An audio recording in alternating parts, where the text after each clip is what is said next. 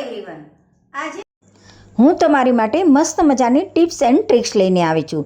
તો ચલો જરા પણ વાર કર્યા વગર વિડીયો શરૂ કરીએ. આપણે વટાણા બાફીએ ત્યારે એમાંથી ફોતરા નીકળી જતા હોય છે. તો આ ફોતરા ન નીકળે એ માટે હું મસ્ત મજાની ટ્રીક લઈને આવી છું.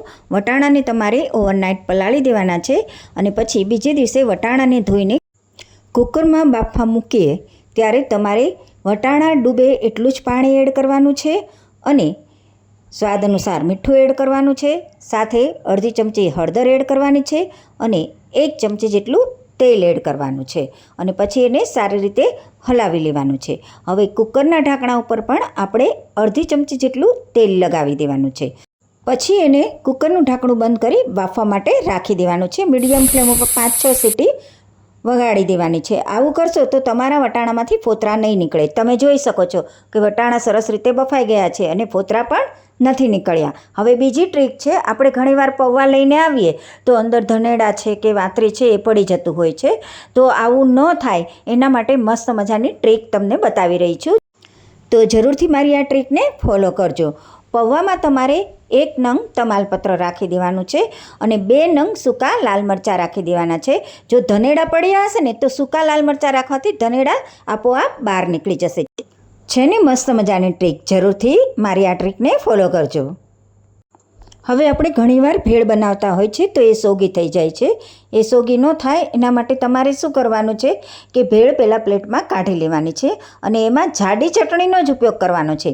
મીઠી ચટણી હોય કે લસણની ચટણી હોય કે પછી લીલી ચટણી હોય, આવી રીતે 3 જાડી ચટણીનો તમે ઉપયોગ કરશો તો ભેળ તમારી એકદમ ટેસ્ટી બનશે અને સોગી નહીં થાય. છે ને મસ્ત મજાની ટ્રીક, જરૂરથી આ ટ્રીકને ફોલો કરજો.